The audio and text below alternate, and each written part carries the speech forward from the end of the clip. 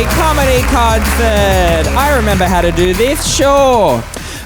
Look, it's weird, lockdown, strange. We won't talk about it much, let's not dwell. But there's been some interesting things. Like, this is what I noticed. First of all, a lot of my single friends throughout the first lockdown in Melbourne, they all got fit and buff and healthy. No, I've been in a relationship for 9 years. My partner and I, we shut the door and we started drinking like it was Jonestown. Because even before everything that's going on, I was one of those people. I was trying to get fit and healthier. I was trying to get into a shape. I started seeing a personal trainer. I could not afford a personal trainer and a therapist, so she was busy. Just a lot of I think it's just got a lot to do with my relationship with my parents. But I started doing that.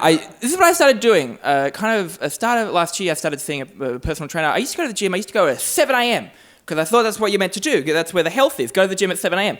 Don't go to the gym at 7 a.m. Do you know who's at the gym at 7 a.m? People that go to the gym at 7 a.m. Do you know those? I can't keep up with those types of people. So this is what I'm going to do now. When things get back to normal, this is what I do. Go to the gym at 11 a.m. Do that. Because do you know who's at the gym at 11 a.m? People that were told to go there by a doctor. And I'm a god to those people. I know how one of the machine works. It was disappointing to find out, though. It turns out I'm a 7 a.m. 4, but like an 11 a.m. 9. But I time specific numbers. But I don't know, I'm trying generally, because a few kind of weird things happen. Like, I was meant to get married at the end of May. We couldn't do that, obviously. It's fine, though. We can still do it later on. We kept the decorations because the theme was apocalypse. We started planning the wedding. It was stressful planning a wedding, because who doesn't love a wedding? Heaps of people. The problem with weddings is they're all great, but they're just never going to be better than the concept of Saturday. And how can I create that at my wedding? We started planning it, my partner and I. It was stressful planning a wedding until you realise that a wedding is really just theatre. That's all a wedding is. It's just a piece of theatre. But it's not just theatre, it's a school play. Because it's definitely for the people doing it, it's not for the people watching it. Do you know what I mean? And very similar to a school play, you go to a wedding and there's a little bit in the back of your brain, you hope to God something will go horribly wrong. Do you know what I mean?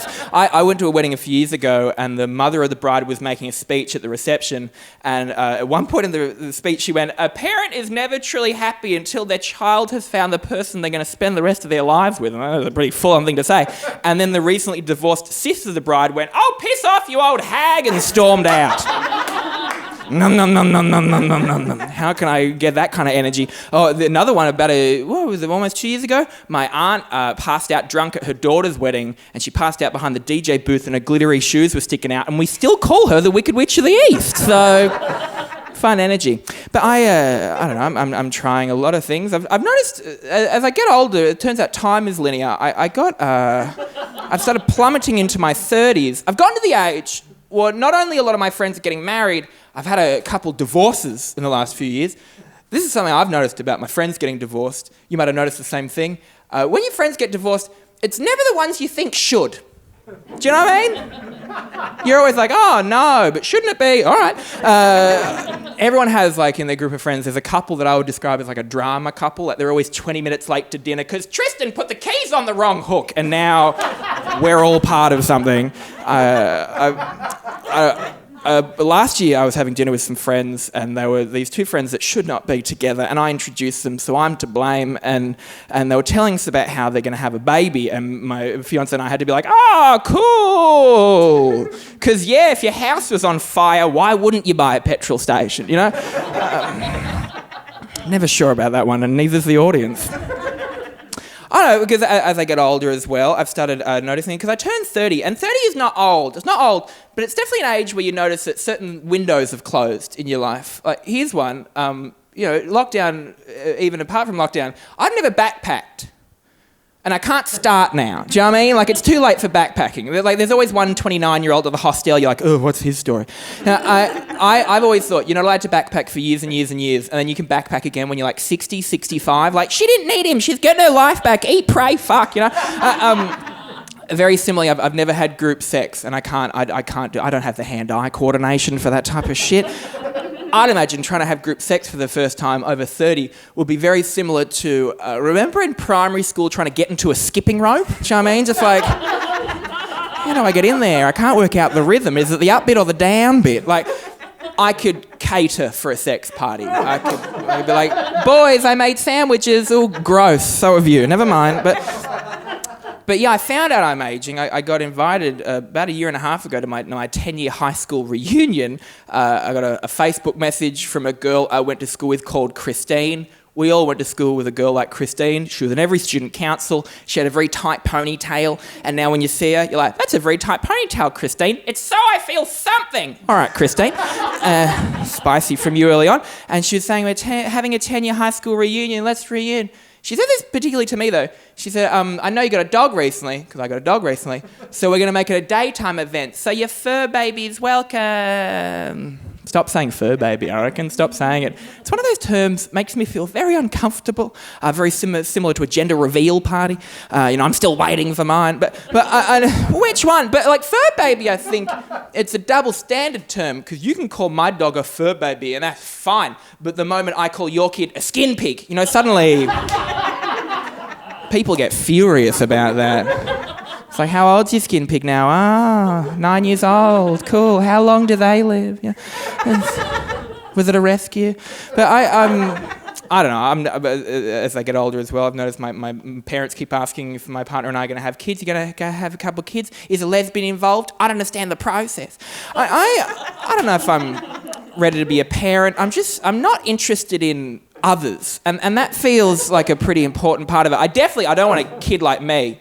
I was a nightmare as a child. Imagine this, but somehow smaller and stronger and angrier.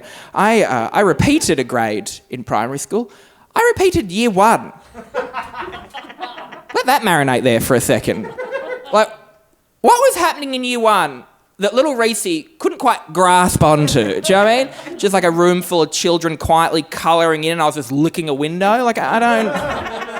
It was a public school. They probably just let me do it. We put some Windex in his mouth. He does the whole school. But there's cutting down on costs all over the shop. But I'll leave you on this. I know here's a segue change. Good comedy, Reese. Thank you. Oh, having an aneurysm, and we're good. It'll be a good end of the show. It's like down she goes. Wow, comedy is essential.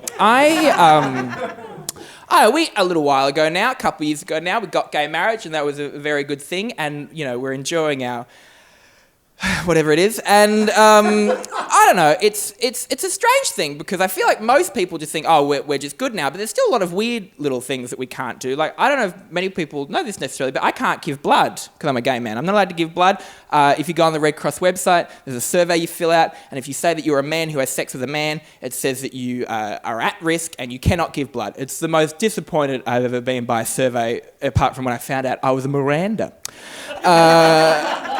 But it's the word that they use on the website is that you are at risk. Your sex is at risk.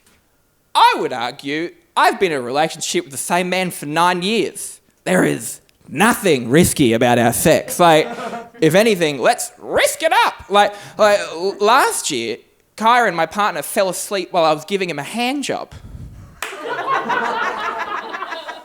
And it's like, who's to blame in that situation?